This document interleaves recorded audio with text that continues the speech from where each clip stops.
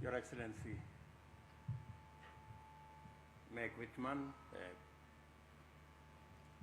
Ambassador of the United States of America to our country, Google Country Director, Cabinet Secretaries, Ambassadors, distinguished guests, ladies and gentlemen, good evening.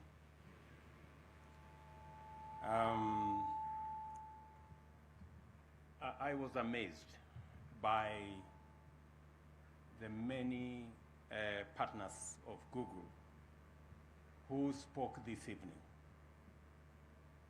about what Mother said, about her Shujaa platform that is telling stories about our country and our heritage. I was very pleased to hear Rosina, all the way from Turkana,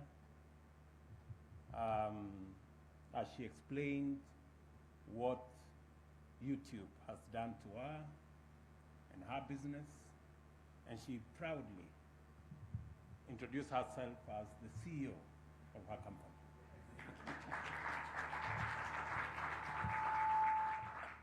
It's amazing. I listened to Kenneth Mutembei, who is running a digital television station. The only thing he didn't say is that I have contributed also to his good business. He's run many stories about me.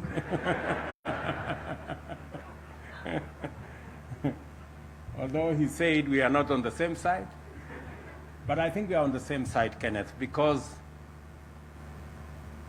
you and me and others, we participated. So we are on the same side. The people on the other side are the people who did not participate. But if you participated, irrespective of the side, we are on the same side. And of course, Yolanda, who spoke very passionately about the one subject that I am also very passionate about, and that is the leather value chain.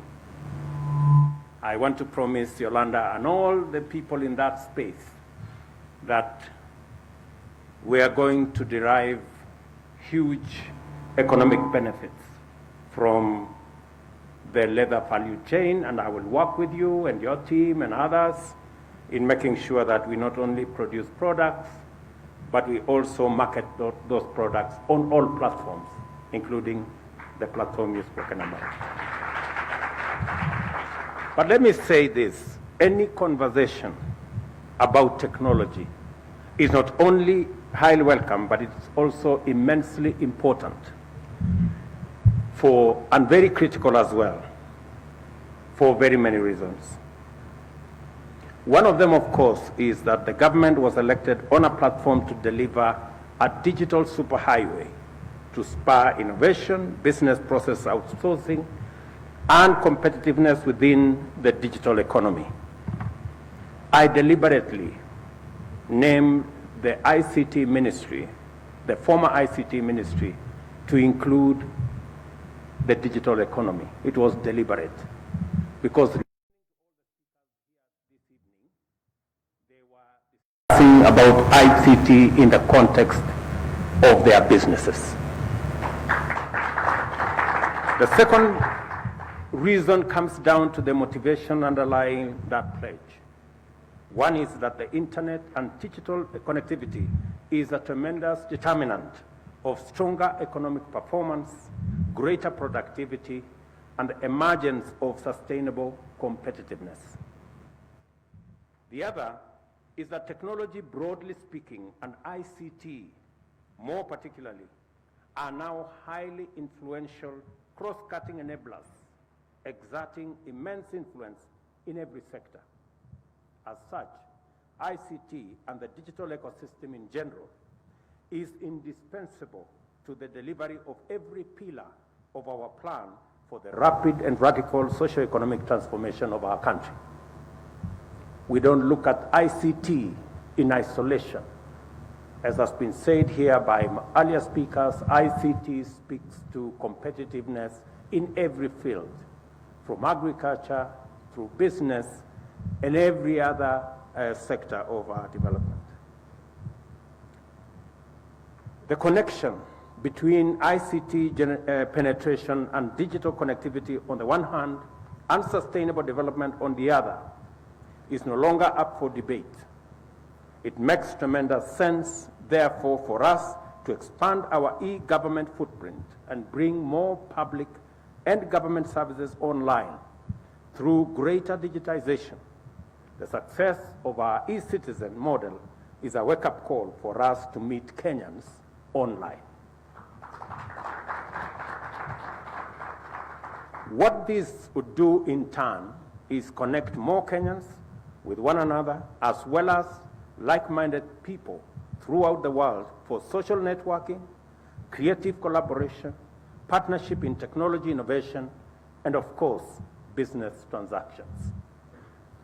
A lot of daunting barriers to productivity and success simply vanish once connectivity is effectively facilitated.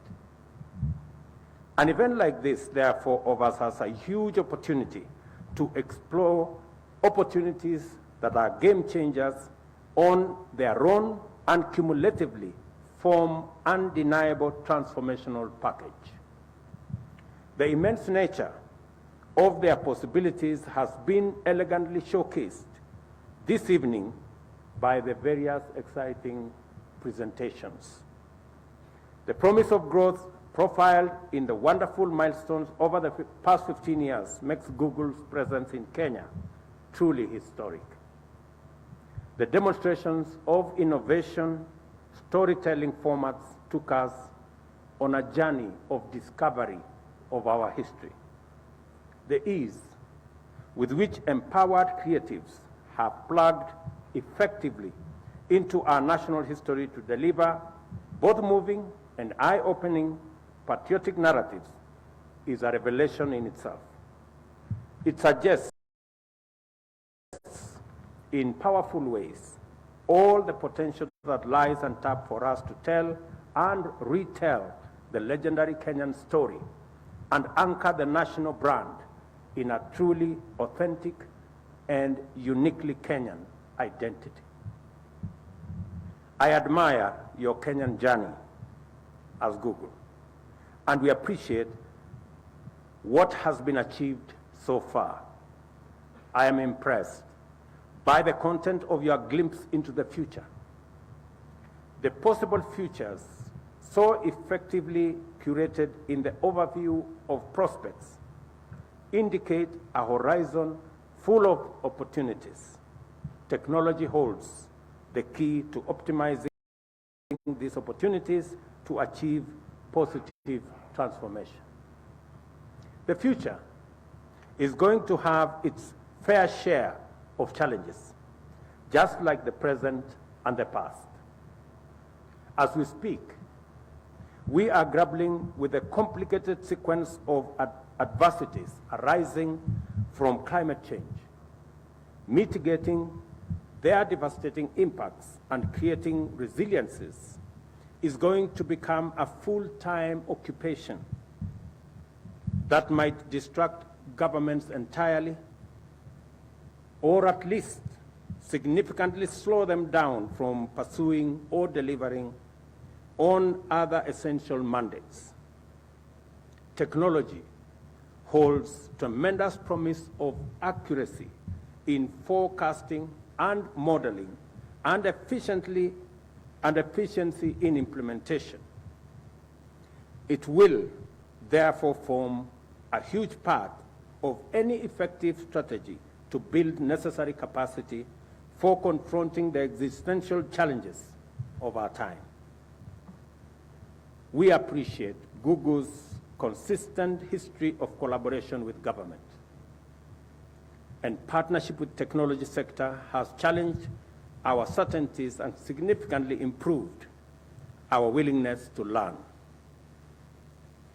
It has strengthened the government's faith in technology and technological solutions, turning the Kenyan public sector into a champion of innovation, early adopter of ICT in service delivery, and a pioneer of bringing government services to the citizens.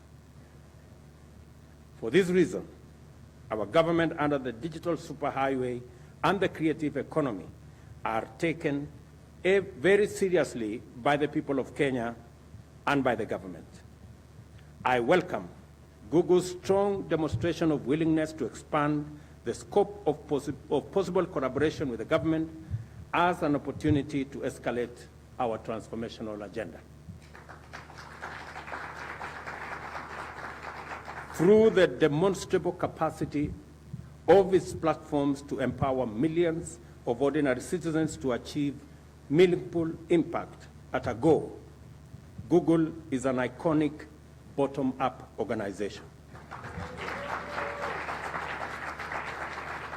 Its ability to transform very ordinary people, like the ones who spoke to us this evening, into impactful figures and wealth creators makes a compelling argument for the model, and it vindicates the agenda of investing in ordinary people to be both radically visionary yet highly feasible. Let me convey my tremendous appreciation of your offer to set up the Google Engineering Center in Kenya. My government will do whatever it takes to support and bring that to a reality. Our ambition to become Africa's ICT hub, a Silicon Savannah pulsating with innovative energy, remains a valid dream. The Concert Technopolis has been part of this vision for a while, and our success in sustaining Kenya's position as a leader in fintech as well as general ICT innovation demonstrates our capacity to use this opportunity to achieve global leadership. Our aspiration to uplift millions of livelihoods through the technology and innovation now has new impetus with what I see. I also express our gratitude for the ongoing grant of $5 million, which has gone a long way in transforming key sectors, thereby enabling us achieve our vision for Kenya. By funding connectivity support for all the facilities and the institutions that we have mentioned, this grant powerfully complements our efforts to deliver on the connectivity plan. We have made TVETs attractive to the youth. As a result, their enrollment rates now consistently outstrip university enrollment. The availability of highly trained technicians, craftsmen, artisans, and other professional workers has strengthened our technical, manufacturing, and industrial sectors, and the economy is responding very well. The Google Developer Training Program in TVETs is propelling our TVETs to the next level and transforming our ICT innovation space. This is a gift to our young people and a blessing to Kenya, and for that, I thank you. It is time for us to explore various opportunities to advance our collaboration into areas of transformative bottom-up possibilities. We are aware of the immense opportunity for our vast pool of creative talent to gainfully engage with Google platforms. The principal obstacle to this opportunity is that our creatives have to operate accounts from other regions in order to access monetization, which is not available in Kenya. I believe that monetization of content locally would bring more creators and creatives on board while enabling them professionalize their outputs. I therefore suggest that monetization is a true win-win that can take our collaboration to new and exciting frontiers. To complement the monetization agenda, I propose that Google seriously considers the possibility of a partnership with county governments, TVETs, and universities to implement YouTube skills and learning. We are interested in partnering to leverage Google's demonstrated capacity, expanding the provision of appropriate connectivity beyond level 4 hospitals, locals, and TVETs, and extend it to primary and secondary schools. To empower young Kenyans with competitive skills at the earliest possibility, there is real opportunity for partnership in implementing Google's computer science and unplugged curriculum to prepare the next generation of globally relevant digital workforce.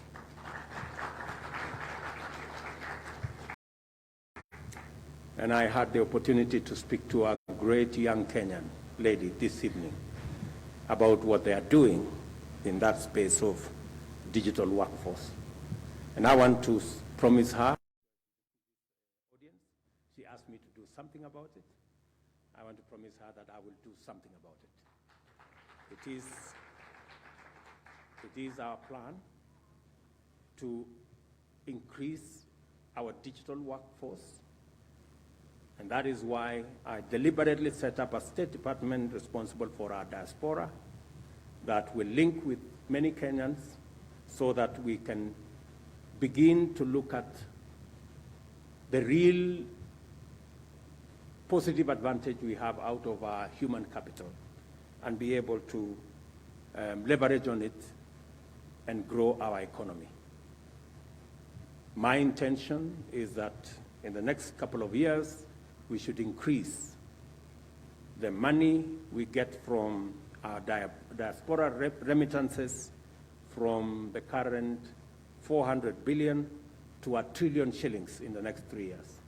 And I am confident that working together in this digital space, we will make that a reality maybe sooner.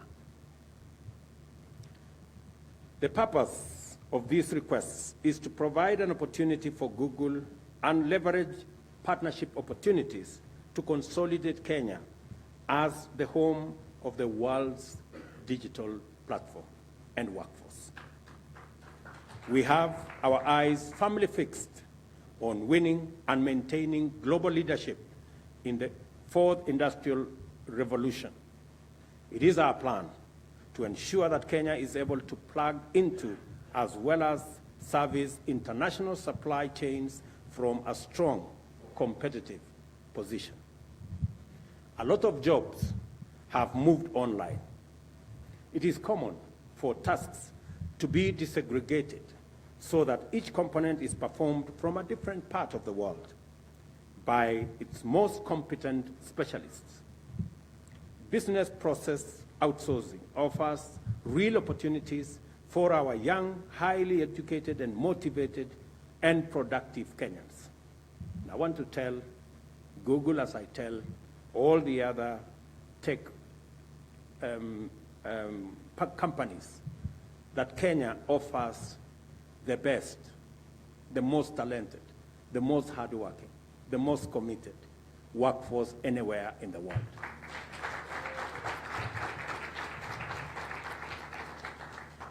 Kenya must raise its competitiveness and claim its share of this job creator and income generator in order to raise the contribution of our digital workforce to the economy.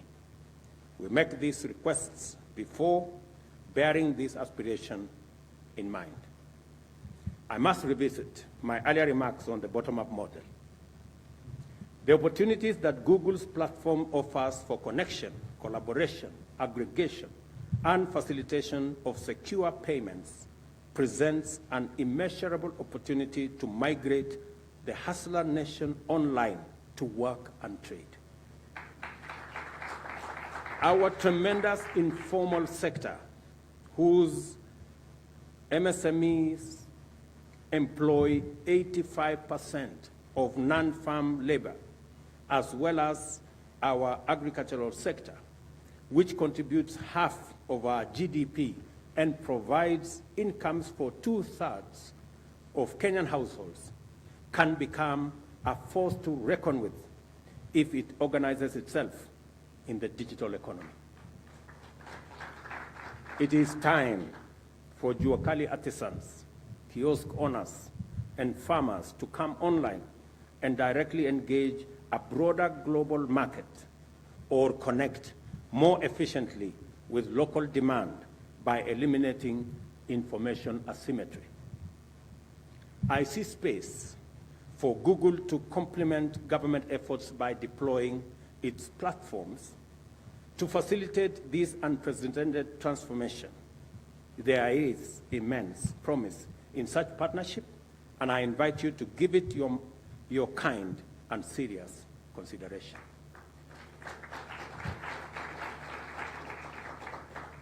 Agnes, will you?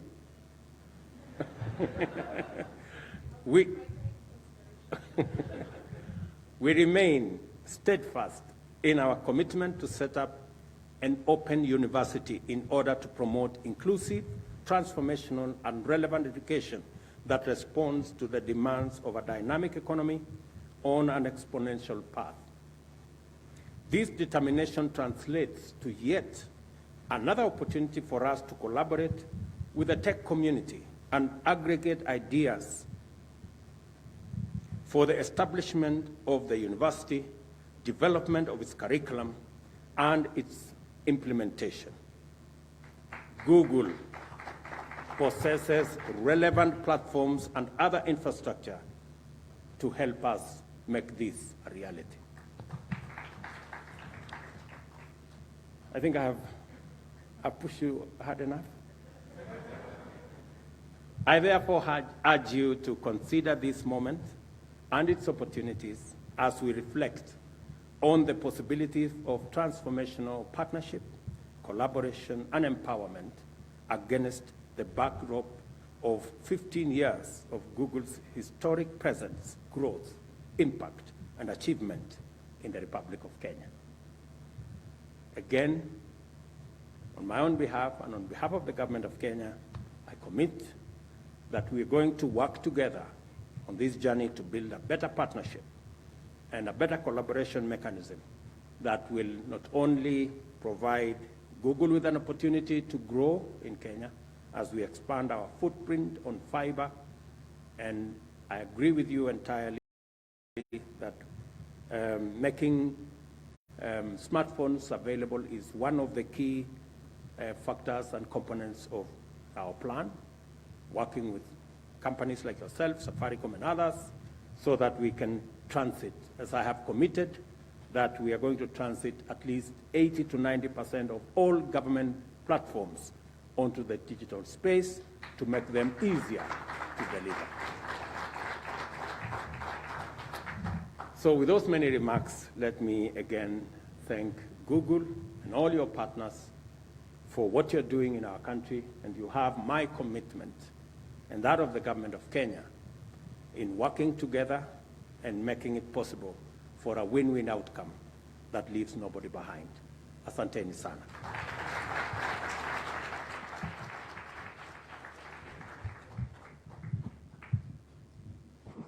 Thank you for those remarks, Your Excellency. Why don't we give him another hearty clap for comments well made. And before we sit down, Your Excellency, the President, I'll kindly request that you just come and cut the cake as we celebrate Google at 15. Of course, we've seen the endless